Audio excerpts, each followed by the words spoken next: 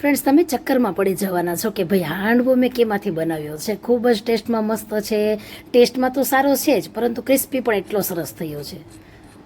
જો તમે અવાજ સાંભળ્યો ને, કેટલો સરસ ક્રિસ્પી છે. ઠંડુ થાય તેમ છતાંય તે તેને ક્રિસ્પીનેસ છે તે જાળવી રાખે છે અને વેજીટેબલથી ભરપૂર છે. અને ફરાળી હાંડવો છે તેમ છતાંય તમે તેને રેગ્યુલર પણ ખાઈ શકો છો. એક ટેસ્ટી એવી ચટણી પણ બનાવી છે તેની સાથે, તો એટલો જોરદાર લાગે છે. ચાલો બનાવી લઈએ કેવી રીતે મેં બનાવ્યો છે. તો જુઓ, મખાના લીધા છે. જનરલી હાંડવામાં આપણે મખાનાનો ઉપયોગ નથી કરતા હોતા, પરંતુ આ મખાનાનો ઉપયોગ મેં કેમ કર્યો છે ને હું તમને બતાવીશ. જુઓ, મખાના મેં અડધો કપ લીધા છે અને આવા ક્રિસ્પી હોવા જોઈએ, તેનો ભૂકો થઈ જવો જોઈએ, કેમ કે આપણે તેને પાવડર બનાવવાનો છે. સાથે લેવાના છે આપણે સાબુદાણા. તો અડધો કપ પ્રમાણે મેં સાબુદાણા લીધા છે અને બંનેને હવે ગ્રાઇન્ડ કરી લેવાના છે. જો મખાના તમારા ક્રિસ્પી ન હોય ને, તો અહીં છે ને તેનું આપણે જે પાવડર કર્યું છે ને એવી રીતે પાવડર ન થાય, તેના ગાંઠા ગાંઠા રહી જાય છે. એટલે જો અહીં મેં ટેક્સચર કેવું રાખ્યું છે, થોડુંક કણીવાળું. તો ખાસ કરીને મખાના છે તેને તમે શેકીને ક્રિસ્પી કરી શકો છો અથવા તડકામાં પણ તપાવી શકો છો. એક બાઉલમાં ઉમેરી દઈએ આ પાવડરને અને 1 કપ પ્રમાણે મેં મોરૈયો લીધો છે, કે જેને આપણે સામા ચાવલ પણ કહેતા હોઈએ છીએ. એને પણ મેં જુઓ પાવડર કરી લીધો છે અને તેનું ટેક્સચર પણ થોડું કણીવાળું રાખવાનું છે. તો આવી રીતે આપણે તેને બંનેના પાવડર કરીને એક બાઉલમાં ઉમેરી દેવાના છે. પછી હવે આપણે તેની અંદર છે ને પાણી ઉમેરશું. તો 1 કપ પ્રમાણે મેં પાણી લીધું છે. પાણી નોર્મલ જ છે, એકદમ ઠંડુ નથી, એકદમ ગરમ નથી. આપણે જે નોર્મલ પાણી હોય તેનો જ ઉપયોગ કરીશું. અડધો આપણે કપ ઉમેરી દીધું છે. પછી છે ને આપણે તેને હલાવી લેવાનું છે. અહીં ખાસ ધ્યાન રાખવાનું છે કે બેટરને ઢીલું નથી કરવાનું, કઠણ રાખવાનું છે. અને આ સાબુદાણા હોય કે પછી આપણે સામા ચાવલ હોય એટલે કે મોરૈયો હોય, તે ફૂલતો હોય છે. તો અત્યારે આપણે માપસરનું જ પાણી ઉમેરવાનું છે અને તેને આપણે હલાવી લેશું પ્રોપરલી. બધા કણ છે તેમાં પ્રોપરલી થોડું પાણી આપણે ઉમેરતા જઈએ અને તેને મિક્સ કરતા જશું, એટલે બધામાં પાણી સરસ એવું લાગી જશે. પછી આપણે જો આ રીતે દબાવી દેવાનું છે. દબાવવાનું રીઝન એ છે કે બધામાં સરસ એવું પાણી છે એ ચડી જાય અને દાણો છે એકદમ સરસ એવો ફૂલી જાય. તો દબાવી દેજો ખાસ કરીને. તો આ રીતે દબાવી દેવાનું છે અને સરસ એવું દબાવજો. એમ ઢીલું ન રહેવું જોઈએ, કેમ કે પાણી આપણે થોડું વાપર્યું છે. જો જાજુ પાણી હોય તો સવાલ નથી, પણ અત્યારે આપણે થોડા પાણીથી જ આપણે આ પ્રોસેસ કરવાની છે. પછી આપણે ઢાંકીને ફક્ત 10 જ મિનિટ મૂકવાનું છે. તો આ રેસ્ટ લે છે ત્યાં સુધીમાં આપણે પાણીનું પણ માપ જો કેટલું ઉમેર્યું હતું, તો 1/4 કપ જેટલા પાણીની અહીં જરૂર પડી છે. તો મેઝરિંગ કપથી મેં માપ આપ્યું છે, તમે આ જ માપ ઘરની વાટકીથી પણ લઈ શકો છો. હવે 10 મિનિટ થઈ ગઈ છે અને જોઈએ તો જો બધું કઠણ થઈ ગયું છે. કેમ? પાણી પીને એકદમ સરસ તે કઠણ બની ગયું છે. જો જોઈ શકાય છે કે આપણે સેજ મિક્સ કરીએ છીએ, આ રીતે અલગ કરીએ છીએ તો બધું એકદમ પાણી પીને સરસ એવું ભીનું પણ થઈ ગયું છે અને છૂટું પણ બની ગયું છે. હવે તેની અંદર અડધા કપ પ્રમાણે દહીં ઉમેરવાનું છે અને સાથે આપણે પાણી પણ ઉમેરશું. તો અડધા કપ જેટલું આપણે પાણી લેવાનું છે અને થોડું પાણી ઉમેરતા જશું. અહીં ખાસ કરીને થોડું જ પાણી ઉમેરવાનું છે, એકસાથે નથી ઉમેરવાનું. આપણે જ્યારે કોઈ પણ બેટર બનાવીએ ને ત્યારે પાણીનું જ ખાસ ધ્યાન રાખવાનું હોય છે. જો વધારે થઈ જાય તો પછી આપણે એક્સ્ટ્રા લોટ કે એવું કંઈ ઉમેરવું પડતું હોય છે. તો જો આ રીતે અડધા કપ જેટલું પાણીની જરૂર પડી છે અને અડધા કપ જેટલા દહીંની જરૂર પડી છે.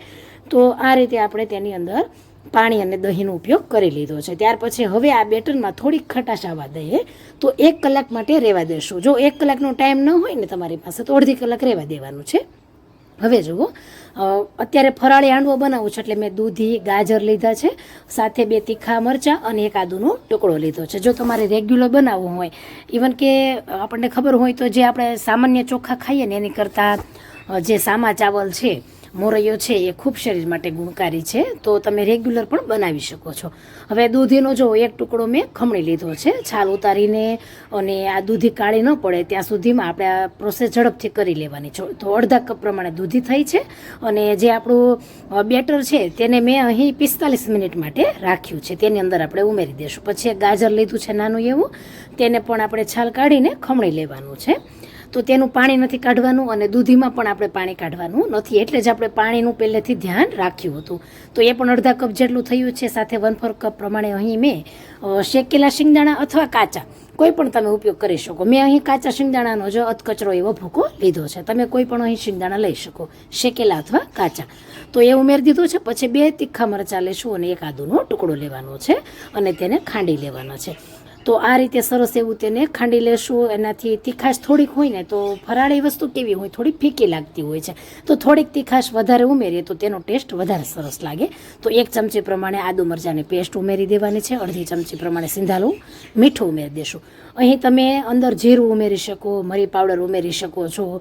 મેં બહુ ઓછા મસાલાથી બનાવ્યો છે એટલે ટેસ્ટમાં પણ ખરેખર તેમ છતાંય બહુ ટેસ્ટી બને છે. તો જો આ રીતે કન્સિસ્ટન્સી રાખશું કે ચમચામાંથી આસાનીથી પડી જાય અને થોડુંક જાડું પણ દેખાય. પછી એક નોનસ્ટિક નાનું વાસણ લીધું છે, તેમાં 1 ચમચી મોટી હોય એ પ્રમાણે તેલ ગરમ કરવાનું છે. તેલ ગરમ થાય અને ત્યાં સુધીમાં આપણે થોડું બેટર લઈ લેવાનું છે. જે પ્રમાણે તમારું નોનસ્ટિક વાસણ હોય ને એ પ્રમાણે લઈ લેવાનું. ચપટી પ્રમાણે આપણે ખાવાનો સોડા ઉમેરશું. જો ઈનો લેતા હોય ને તો અહીં આપણે અડધી ચમચી જેટલો ઉમેરી દેવાનો છે. તો મિક્સ કરી લીધું છે. અહીં મેં ખાવાનો સોડા લીધો છે અને આ બાજુ જોઈએ તો મેં સિંગ તેલનો ઉપયોગ કર્યો છે. તમે ઘીમાં પણ બનાવી શકો. અડધી ચમચી પ્રમાણે જીરું ઉમેરી દઈએ, અડધી ચમચી પ્રમાણે તલ ઉમેરી દઈશું અને બંને ફૂટી જાય પછી 4 થી 5 મેં લીમડાના પાન હોય એને કટ કરીને ઉમેર્યા છે, જેની ફ્લેવર બહુ સરસ આવે છે, ખાસ ઉમેરજો.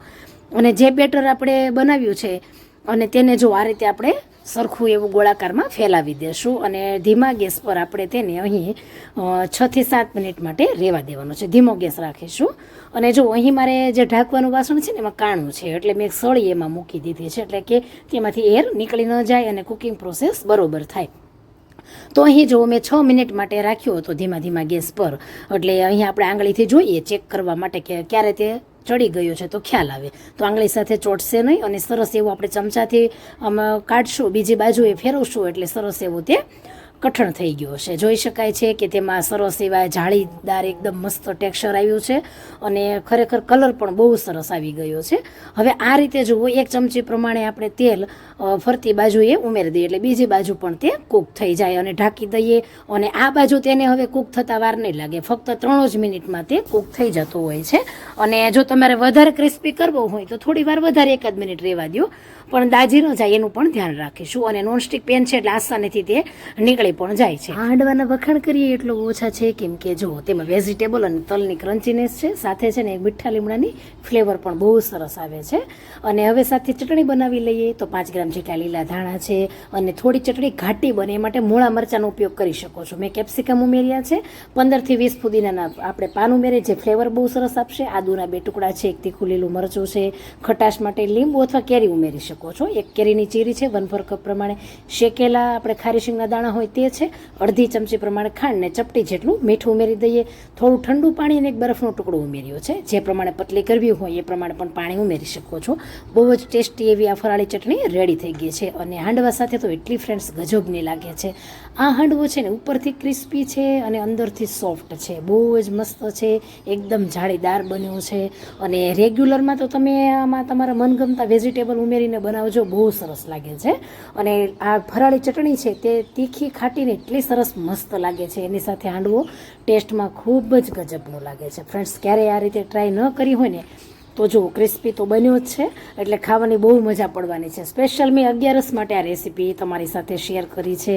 તો ચોક્કસથી આ 11 ઉપર ટ્રાય કરજો. ઇવન કે કોઈ પણ વ્રત ઉપવાસમાં પણ ખાઈ શકાય છે.